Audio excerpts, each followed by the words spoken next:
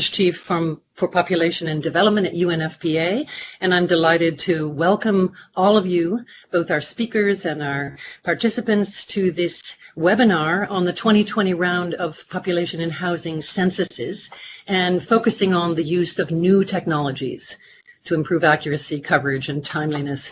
So first I want to thank our hosts, the UN Statistics Division, for this opportunity for this session. And this is a virtual extension, as many of you know, of the UN's World Data Forum, which is really trying to intensify the opportunities for cooperation and dialogue with all sorts of experts across the world. So we're delighted to have so many of you online today. Let me just start with a couple of comments. In today's webinar, we're going to highlight the use of the new technologies and why. And part of that is because there has been such a major shift from the 2010 round of census to the present round of census in the number of countries that are using smart mobile devices for census, including georeferencing of data. And this is presenting both a lot of new opportunities as well as some challenges. And I think that we want to encourage all of you to pay attention to the guidelines that UN Statistics Division has recently published. There's going to be a link on the site for the use of electronic data collection technologies in census. So we encourage you to look there. But today we have an excellent panel representing ESRI, representing the Palestinian Central Bureau of Statistics, and the National Statistical Office of Malawi. And we really have a great opportunity to hear about their experience with these new technologies in the census round, and indeed to answer many of the questions that some of you have already registered. And if time allows, at the end of this particular webinar, we will also listen and be able to address some of the questions that you send in the chat over the course of the next few minutes. So please do note the chat window and don't hesitate to send in some additional questions. Now, I'm going to start right away because the time is limited. We have only 1 hour. And as I said, we have 3 excellent speakers. I'm going to begin with Linda Peters. And Linda Peters is the Global Business Development Manager at ESRI. For anyone unaware, ESRI has really pioneered the growth of geospatial data. And Linda has most recently co-authored a new book on the use of GIS in the 2020 census round. So that was released last year. I think she's really one of our global experts on this expansion of the geospatial elements in census. And we're delighted to have you with us today, Linda. So let me turn it over to you, and please, the floor is yours. Hello, thanks Rachel, and thanks to the UN organizers for putting together this important session. Again, my name is Linda Peters, and I'm really pleased to have the opportunity to speak to you today on the use of GIS tools to support census operations and dissemination of results. Next slide, please. If we look in detail at the census planning cycle, we can start to understand how GIS can be applied. This is where you must take into consideration design of the geodatabase and the data flows that need to be managed during the field operations and field data collection process, even post-processing. In pre-enumeration, organizations often use ESRI technology to develop a geodatabase, define census geographies, administrative hierarchies, delineate enumeration areas, and conduct geographic data conversion. You must also design the field structure at this point, thinking about the personnel, the database, and security protocols that will be used during operations. It's also the time when you need to consider the operations of field supervisors, regional supervisors, and headquarters office with regard to management and monitoring. What type of maps will they need? What type of dashboards? Which device will they use? This includes prep work for things that we call mobile map packages. You need to be able to use and access maps and map data both on and offline, as well as printed map needs. So consideration here needs to be given for provisioning of the equipment in the field and how that will be managed and monitored as well. Now we see the use of maps in the field on mobile devices and tablets really exploding, as well as operational dashboards. An example here in the bottom center of the screen from the Philippines, looking at progress in a pre-enumeration pilot. You also need a system that's capable of raster to vector conversion, digitization, map editing, geocoding, spatial analysis, and the use of imagery. Feature extraction and change detection, for example, can play a key role in the creation of base data and enumeration areas. If you look in the upper right, we'll speak to this example. The identification of rooftops, knowing where there are new settlements or change in the urban fringe, is important. The example here is from the US Census, doing what they called in-office address canvassing. By doing so, using imagery, they were able to reduce the amount of time needed to do field validation by 66%.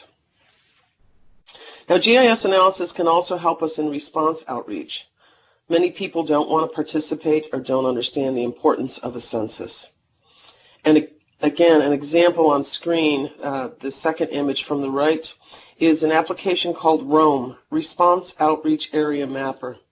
By using your own census data and doing spatial analysis, cluster analysis, you can identify key communities to focus on to boost participation rates. There's also newer applications, such as using administrative data in the planning cycle. An example here again on the right from FCSA in the UAE, showing us their work bringing in utility data via imagery, shut-on, shut-off information to understand where to target. The ArcGIS system offers all of this functionality, allowing the pre-enumeration planning team to create a single geodatabase that can be leveraged throughout the organization. Next.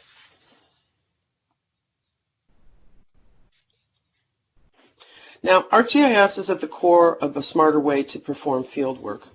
By location enabling all aspects of our work, users can perform the common tasks in a smarter way. Again, both on and offline. It begins again in planning where the field crews need to go, sending the right people to the right place. Navigating to the work locations, sometimes using optimized routes, or it could just be moving from point to point, but saving time and money. You need to understand your surroundings by maintaining situational awareness of who or what is nearby. Maps allow us to do that. We also can capture information, not just the survey data, which is so critical, but also data about the completed work and current conditions. And GPS coordinates are important throughout this process in monitoring the real-time status of the field work and the worker, knowing where your employees are at a glance, and coordinating with field workers by assigning unplanned work, or tracking, being able to see where your people and the assets are and to be able to respond quickly, perhaps due to a safety issue or a weather issue. It can even help with fraud detection. Next.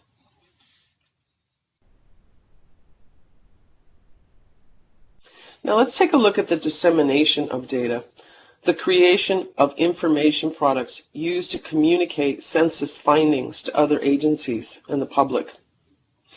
This work needs to be based on user types and requirements. Dissemination of geographic census products, including maps, reports, atlases, interactive websites. Simple tabular data is no longer sufficient, and data curation is more important than ever. You need to consider how you make your data discoverable and what makes for a good information product. How many different user personas do you need to produce for? Citizens, civil society, government agencies and employees, academia and researchers, the nonprofit and private sectors as well. At Esri, one of our goals is to focus on what we call smart mapping, allowing you to create the products you need to based on user needs. An example on screen you see in the upper right is predominance mapping or multivariate mapping. presenting complicated data in a user-friendly way. Story maps is another great tool to help you communicate, whether to a media or journalist or to educators. Perhaps it's also creating policy maps or giving policy analysts the tools and data they need. Creating applications is possible with GIS systems today, such as the Census Business Builder, used to serve small business and economic developers alike. Modernization is taking place across the dissemination area, including things like the statistical yearbook we're all familiar with. By creating an online digital experience, we're transforming the way our users access data. And finally, reporting on SDGs using a GIS hub. The example here in the bottom left coming from Ireland, where they're using GIS to create their voluntary national report using a combination of GIS and story maps. Next, please.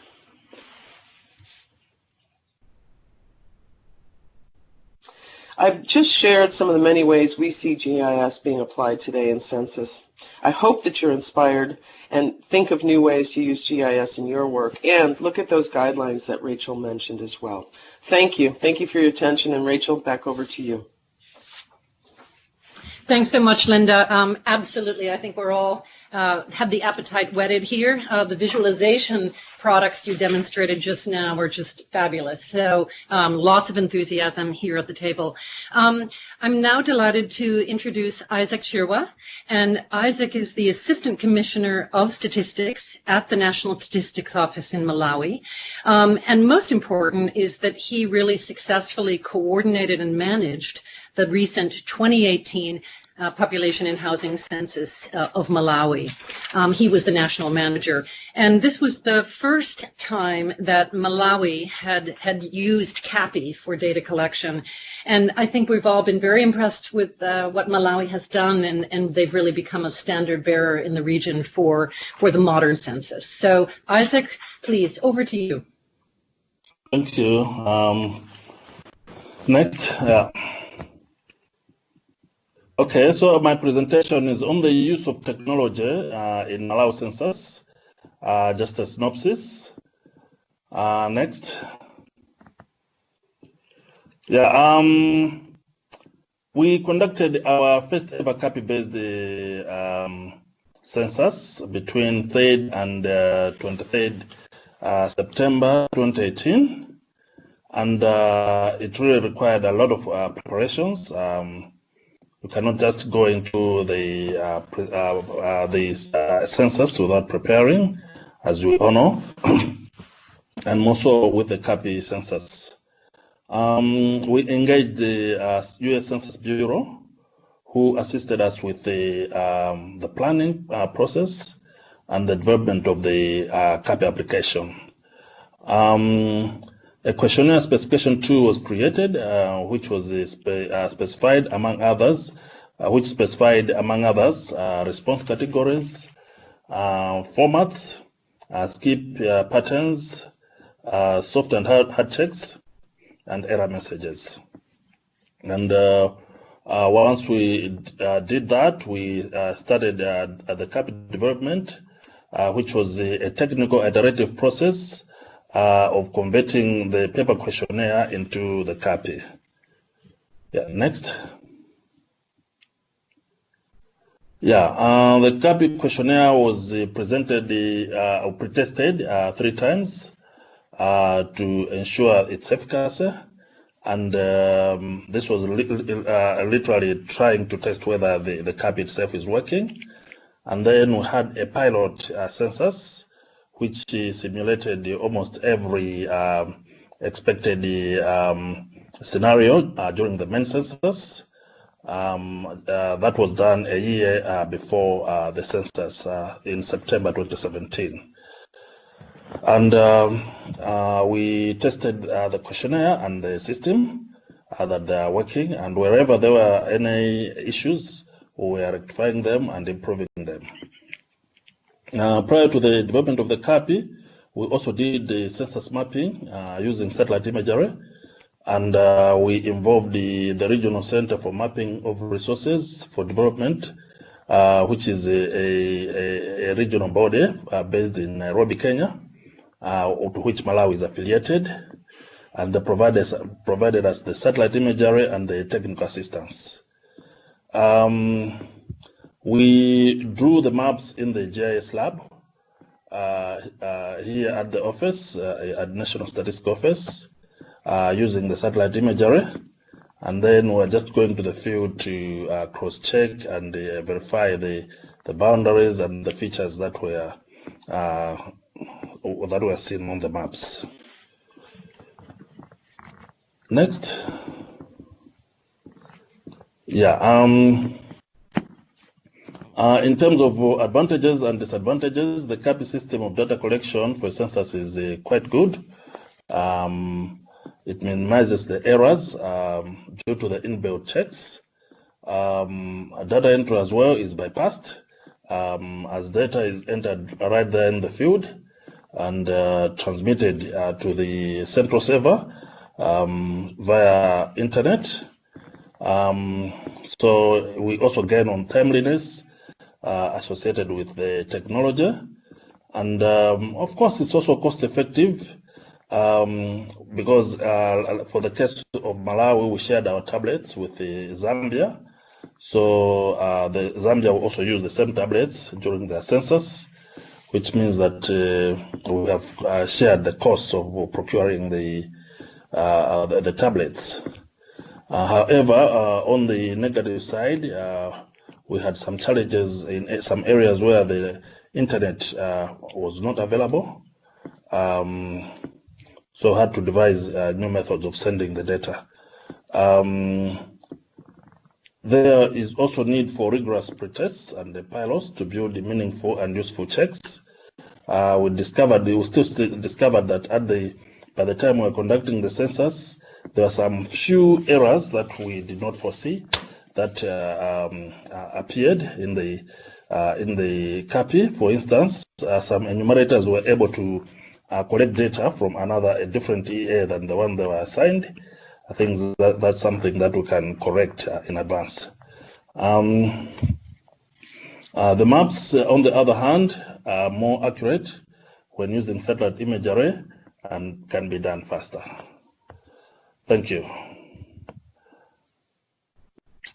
Okay, thank you so much, Isaac. And I think the hands-on reality that you just described is very, very helpful for many who are on the call today.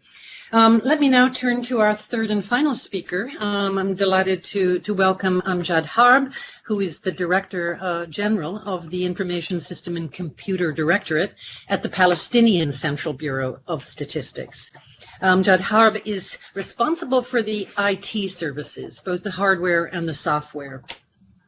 And he's been also very much engaged in the production of apps for data collection, field work monitoring and control. And as we know, this is really critical. Many times these apps need to be adapted locally. Now, Amjad participated in the Palestinian census in 2017 as a member of the executive committee and is the head of the ICT team. So Amjad, welcome, and over to you. Okay, thank you very much. Good morning and good evening for everybody. My name is Amjad Harb. I am working at the Palestinian Central Bureau of Statistics as Director of ICT. Our subject today is the use of new technologies to improve the accuracy, coverage, and timeliness in data collection of the censuses. Next, please. When we say new technologies, we mean by new technologies in data collection of censuses or surveys is the use of mobile applications or web applications supported by GIS, all together embedded and collected on or uploaded on tablets. Next, please. When we say tablets, we mean that we prepare a mobile application and we put all validation checks available, and most of them are implemented on the mobile application. Also, we have offline GIS map embedded with the mobile application also. All of them are uploaded on the tablet. This kind of stuff are replacing the old tools in collecting the data for censuses and surveys. Traditionally, we have the questionnaire, the paper questionnaire. It is an two-folded A3 paper size questionnaire and collected in one record. So we need at least two enumerators or more to hold the questionnaire, the paper map, and all the stuff. In using new technology, the tablets, we just need a nice small tablet. The application is uploaded on the tablet, as you see in the picture.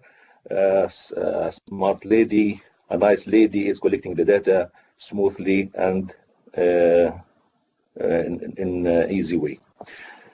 All the tablets in the field are connected with the central office by a private network. It is a safe and private network through the internet connection. Next, please. When we say GIS support, we have a good partnership with ESRI, as Linda said before. We use the ESRI tools and we prepare our own centralized online GIS system. Also, we extracted from this database offline maps. We use these offline maps and upload it on the, as you see in the pictures, small pictures here. We upload it on the tablets. Each enumerator has his own enumeration area. He is not allowed to go out this enumeration area. Also, there is predefined routing he should follow to collect the data. He can't go out his enumeration area and collect data outside these borders. The most important also, the GPS tracking, that tablets should have the ability to read the GPS signal for the guiding of the enumerators and give them the right way to follow and collect the data. Next, please. In my opinion, the most important use of technology or module is the Management Information System for Field Operation, the MIS. This is the most important, in my opinion, most important module. Why it is important? Because it controls the operations on the field. It checks the data and the work come to the database. I forgot to say that enumerators in the field should make transmission of data and make synchronization every 2 hours. So we have the data of the census, of the work in the field. Every 2 hours we have operations rooms and we have a set of levels of validation. So people in the main office and in the regional offices, they are checking the data if it is okay or not, if something is going wrong or not, using this management information system. As you see below, the MIS system consists of a set of connected and related modules. As you see, we have user management, we have web distribution, data approval and revision, GPS tracking. By user management, it allowed us to define the users and give them the permissions. And by using the web distribution, each enumerator has his own enumeration areas. Each enumerator can have or assign 2 to 5 enumeration areas, and he can't work outside these enumeration areas. Also, we have the work approval. When we make the synchronization and data transfer every 2 hours, we have the data from the field every 2 hours. So the operation rooms in the main office, they review the data and approve it or reject it and send it back to the field, and they have their own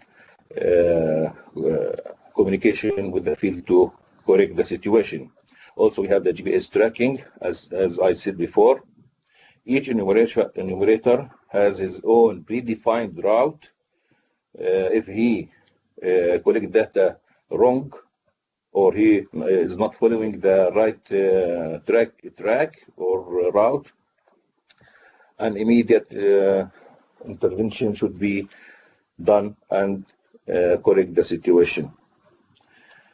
Thank you very much. Thank you.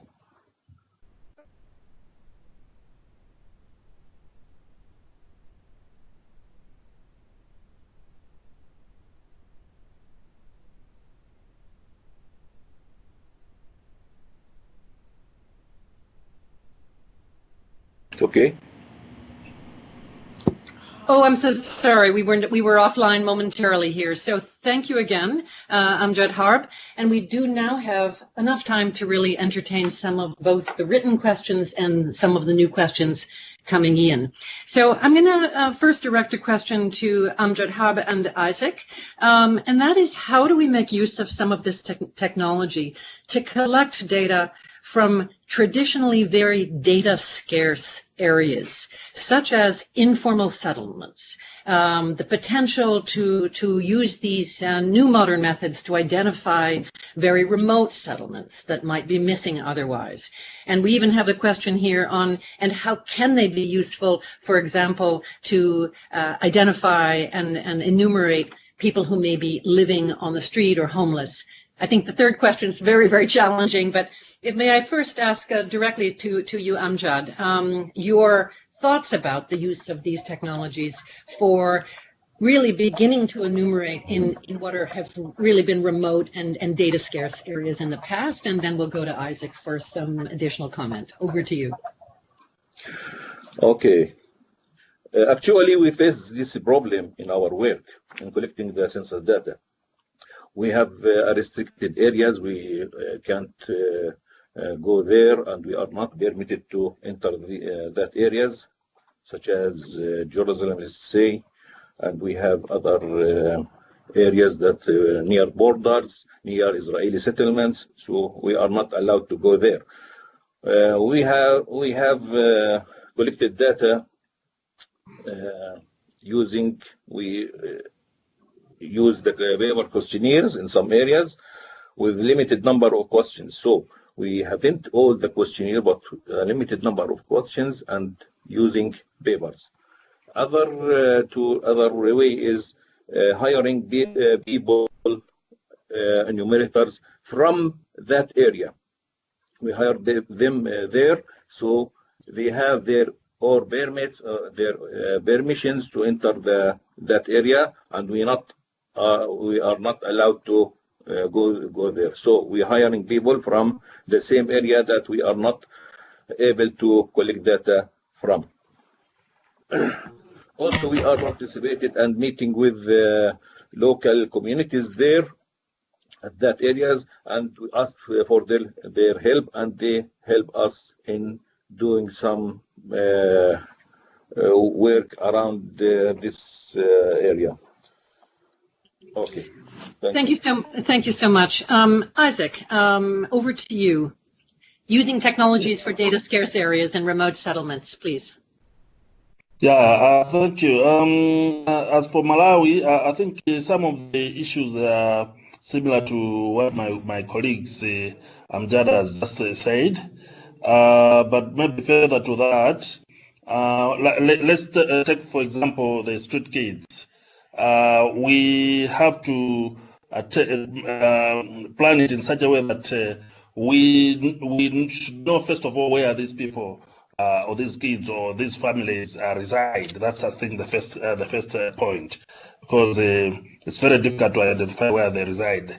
So normally what we do is at night, once they are sleeping, or maybe when they're about to sleep, that's when we go into those areas.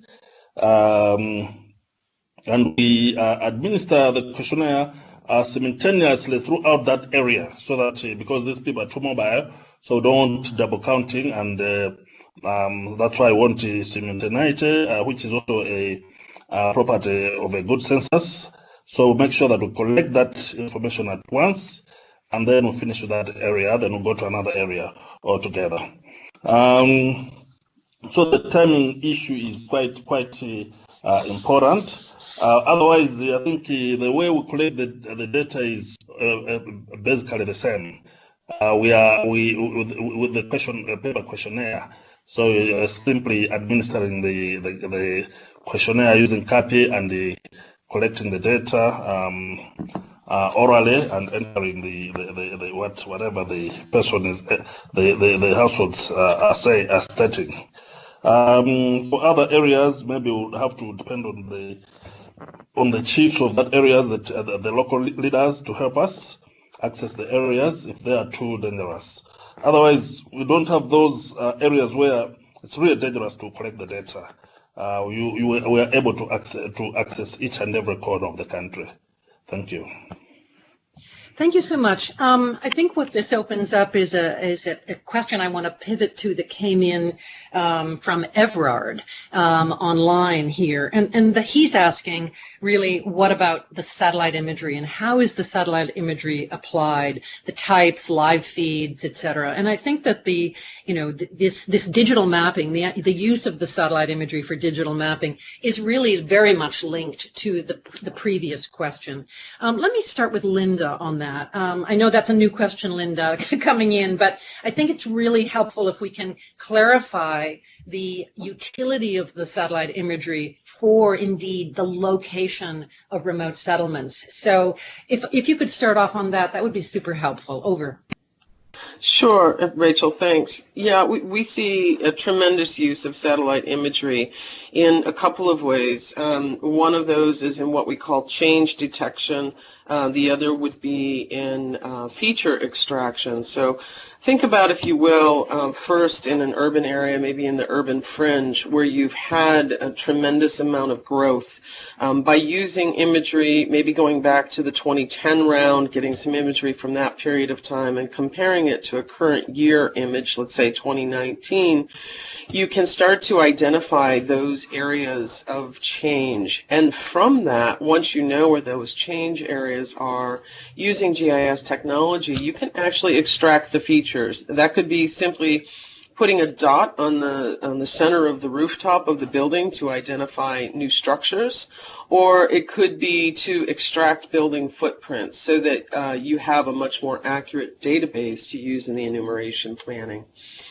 We see also the use of imagery helping us to discern different types of structures. So you can train the data, if you will, train the imagery to be able to tell the difference between a thatched hut roof, for example, versus a palm tree. So you can use the spectral band signature within the imagery to help you in identifying features.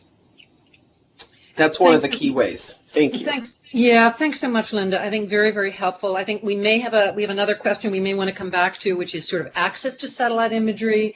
And I do want to just sort of pitch here that we do see quite a number of countries sometimes purchasing at very high cost satellite imagery from the private sector, and as the UN, we want to encourage you to reach out to your UN colleagues, UNFPA in the field, UNSD here, others, because there are a range of UN-connected relationships that can enable better, more affordable access to satellite imagery, even at high resolution. So I just want to flag that to everyone on the call today.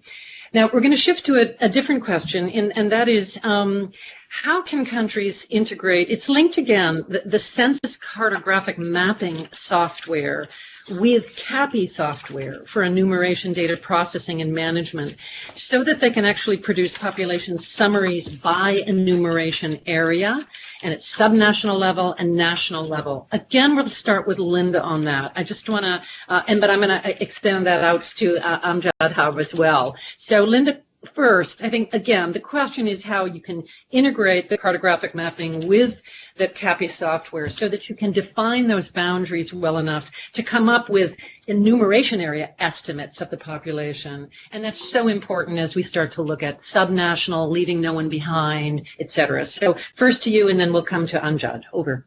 Sure, thanks so much.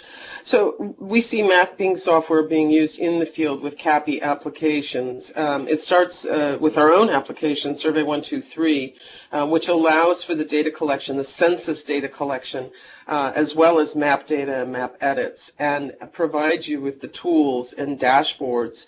And I'm not just speaking of the operational dashboards, you know, the movement of the people. I'm talking about a dashboard of the data itself. So as the data is coming in through our tool, you can begin to see simple things, you know, counts of male versus female, for example, as the census is underway.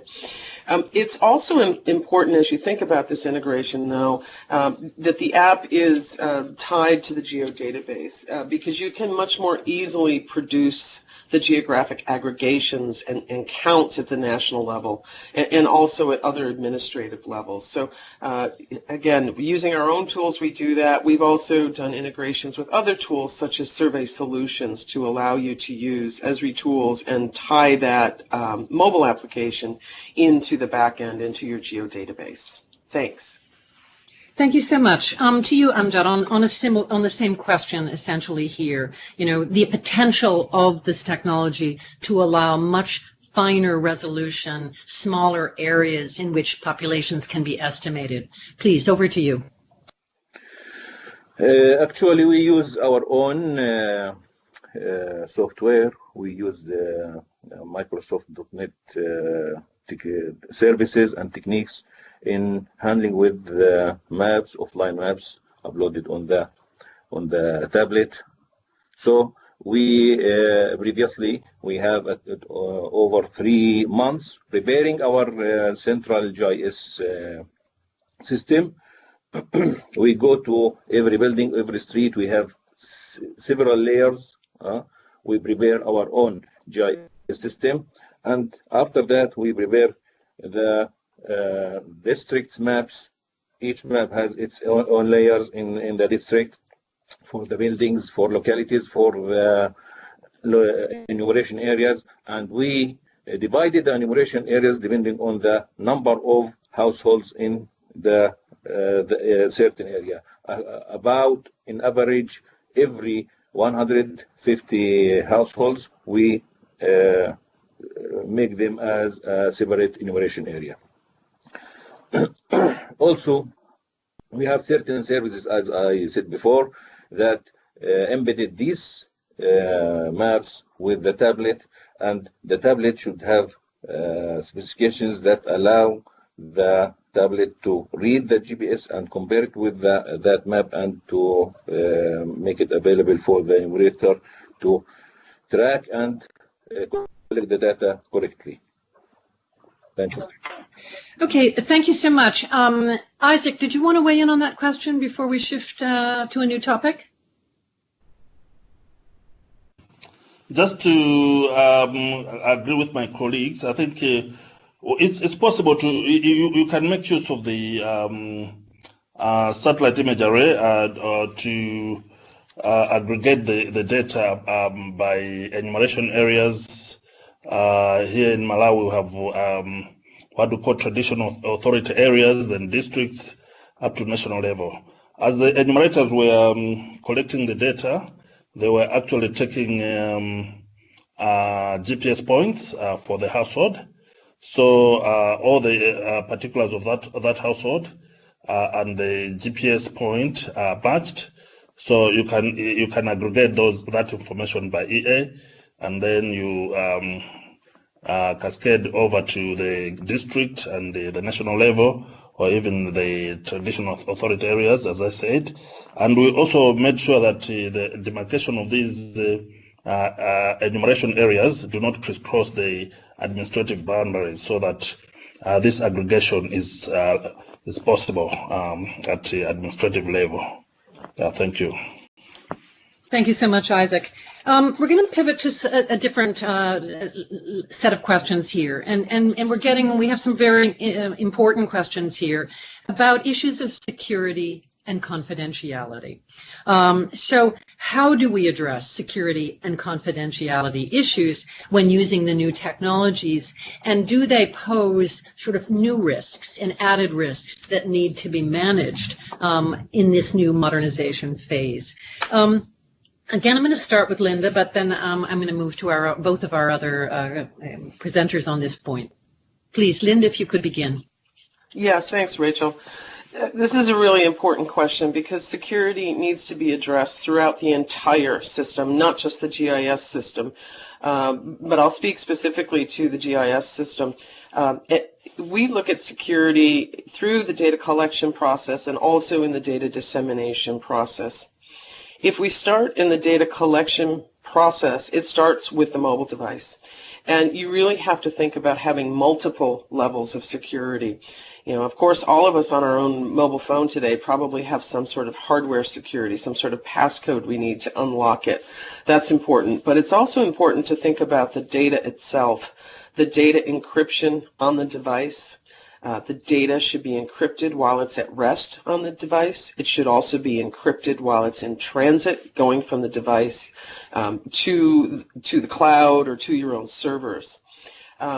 So hardware security is important. Doing things such as, for example, having no USB drive on a mobile tablet so the data cannot easily be removed are also simple ways to help secure your data. Secure connections are important, such as VPN.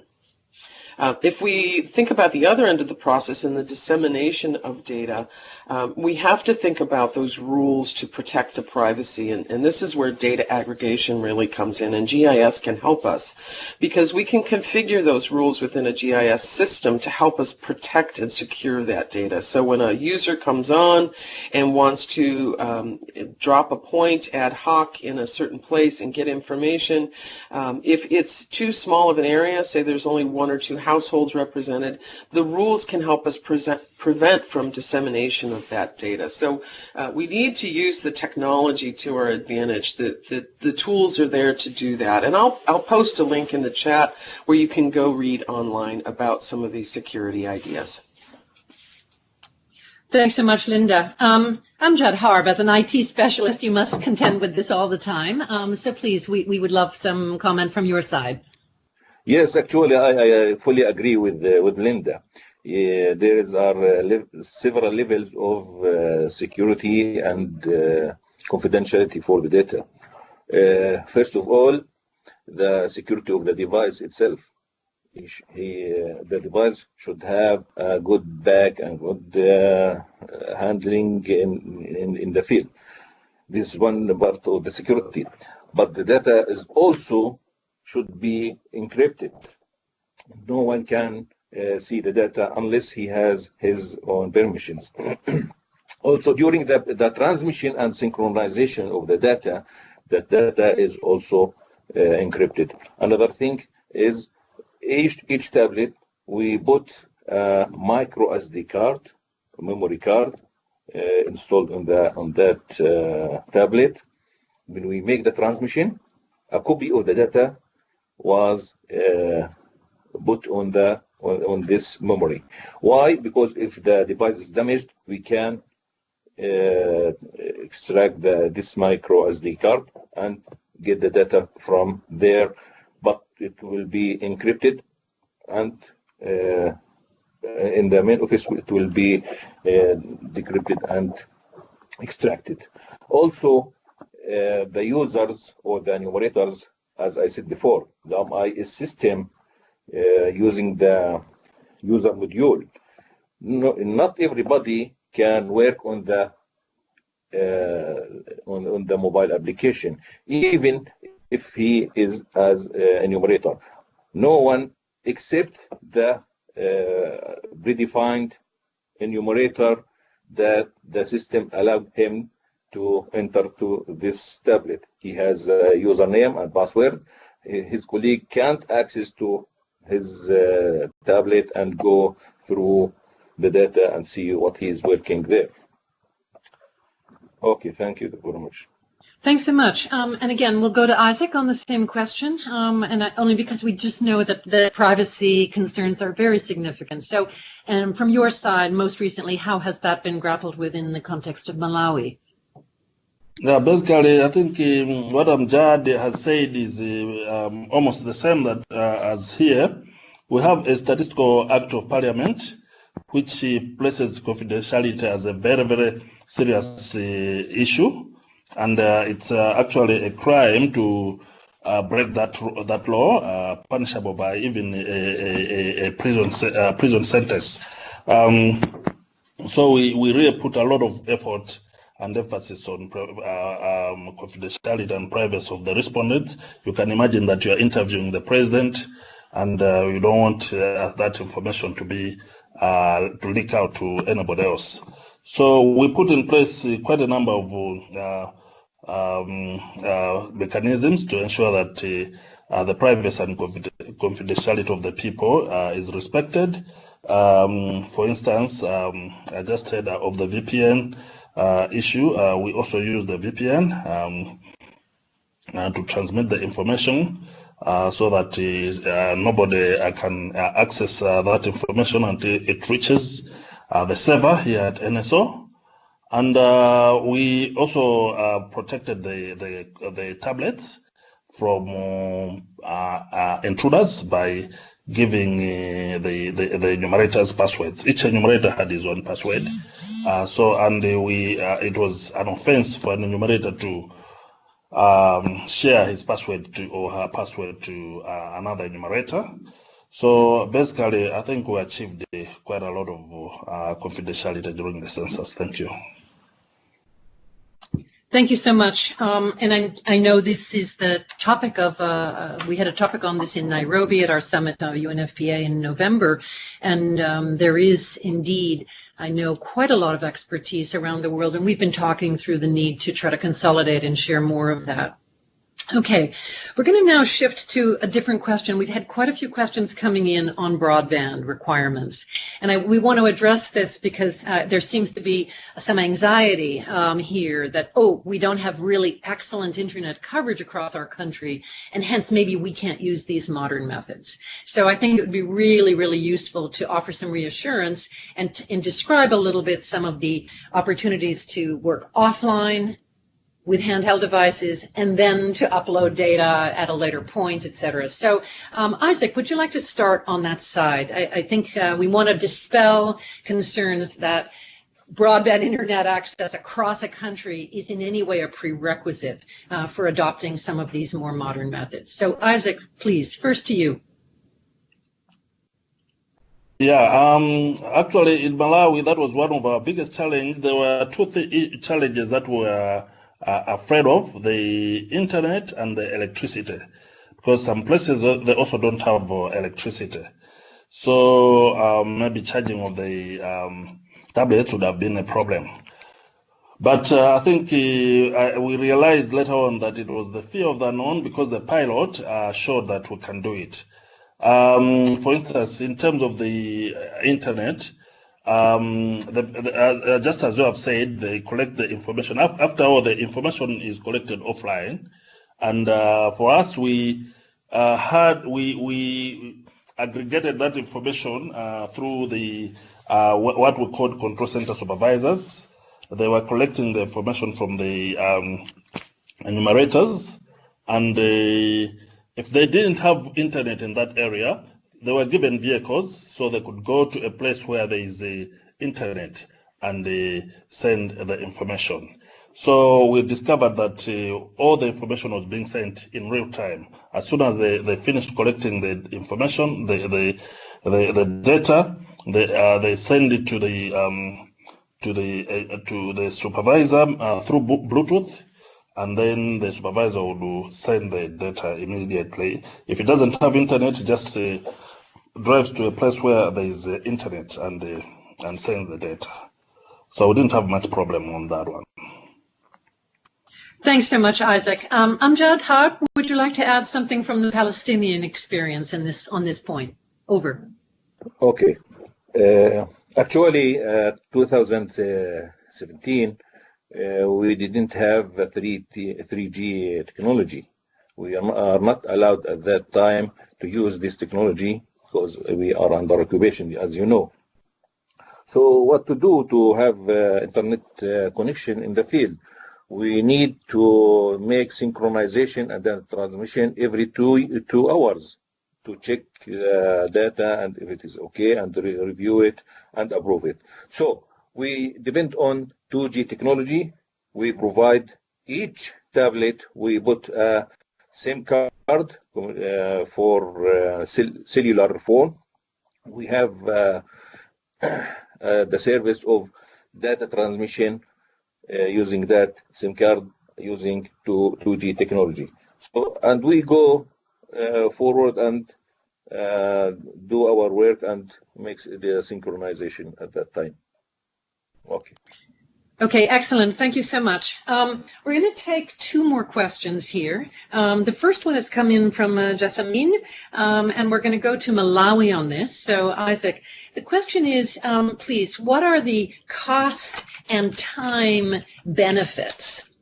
And have you run any estimates on, indeed, what the difference was in moving to a CAPI system in terms of time saved?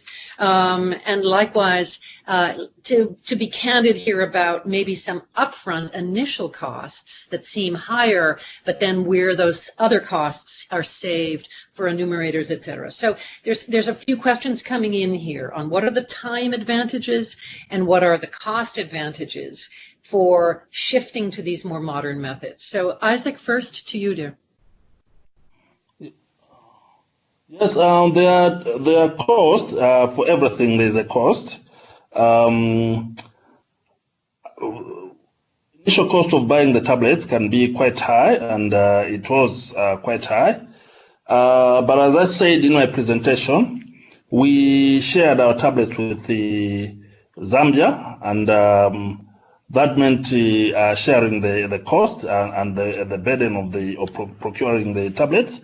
And there is a chance that even those tablets can be lent to Zimbabwe if the technology is not obsolete in those tablets.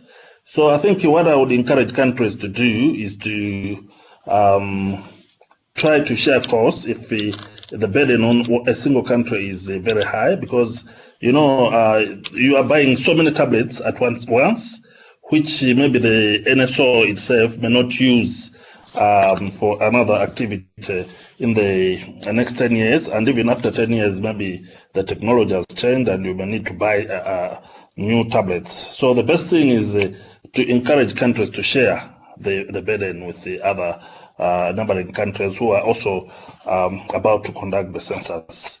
So that's how we saved on the cost. But in terms of long-run costs, I think for the whole period of the census, it looks like it's not necessarily very expensive, because you save also on the data entry part, which requires a lot of people, recruitment of a lot of people, and you pay them based on the number of days or even months that they'll take to enter that data. And at the end of the day, you'll find that you are almost level with the cost that you use to buy the tablets. In terms of the time saving, I think that one is one of the biggest advantages of the tablets and the CAPI. For instance, in Malawi, we were able to produce the preliminary report in less than 3 months. The preliminary report was ready, and whereas in the last census, I think it took us maybe 6 months, and within 7 months, we were able to produce the main report. And even the delays were not necessarily because of the data issues. It was completely technical issues, because I think we are being supported by US Census Bureau, and at one point they had it closed because of the Christmas, and remember the politics that were happening in US that time. So we delayed to produce the main report because of that. But within 6, 7, 8 months, we had released the main report as well. So the technology can really assist in producing the reports very quickly. Even some of our neighboring countries, we know that they did the census much earlier than us. And yet we are producing the reports at the same time. So there is an advantage. But I think what I would like to emphasize is that the procurement should be done as early as possible, because with bureaucracies in the government system, sometimes you may find that some of the gadgets are coming after the census. Like the case in Malawi, we had some power banks that came after the census because procurement started late. And thank you, Isaac. Stop. Yeah. Yeah. Thank you. Thank you. Sorry, I'm abbreviating that only because we've just been pointed out that they really want to make sure we get to some resource and support question, and that's going to be our last point. I'm going to pick up from UNFPA's side a point you alluded to here, and that we are increasingly brokering tablet sharing between countries. That's as UNFPA. And I think for those asking about how can countries be supported, first we want to really thank the World Data Forum group here and at UNSD. And within the UN, it's helpful to know that the division of labor is very much UNSD producing all the principles and recommendations, a lot of guidelines here, and UNFPA very much supporting at field levels. So while we've run a lot of workshops and from UNFPA's side, please don't hesitate to engage with the UNFPA country office for further technical support. But we want to just emphasize this feature of brokering tablet sharing because it's a high cost. We do see huge advantages in this opportunity to share. And that's happened in the last round of census between Brazil and Senegal and Cape Verde, but as we've just mentioned, between Zambia and Malawi. And not only UNFPA is trying to support that brokering, but also we know that the ECA is doing so increasingly. So there are a number of teams out there trying to help and broker. And brokering is important because there are issues of cleaning and storage and security, et cetera. But given that that's a high initial cost, we've also seen some very creative efforts in countries to then let's say, deploy those same tablets to the education sector, for example, and move those into schools to help with development in other ways. And there's a lot of interesting use cases to share there.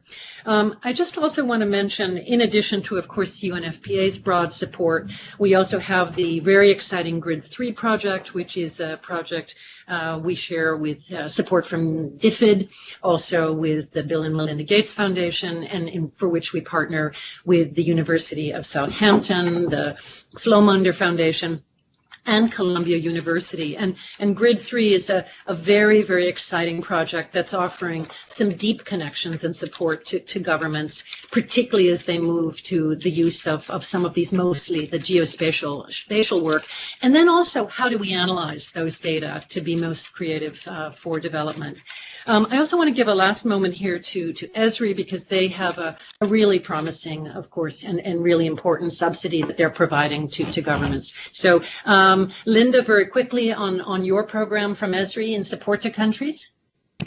Yeah, thanks, Rachel. We have put in place a modernization grant program for countries. I'll drop the link in the chat, but certainly go there and take a look. We're supporting more than 80 countries with this program.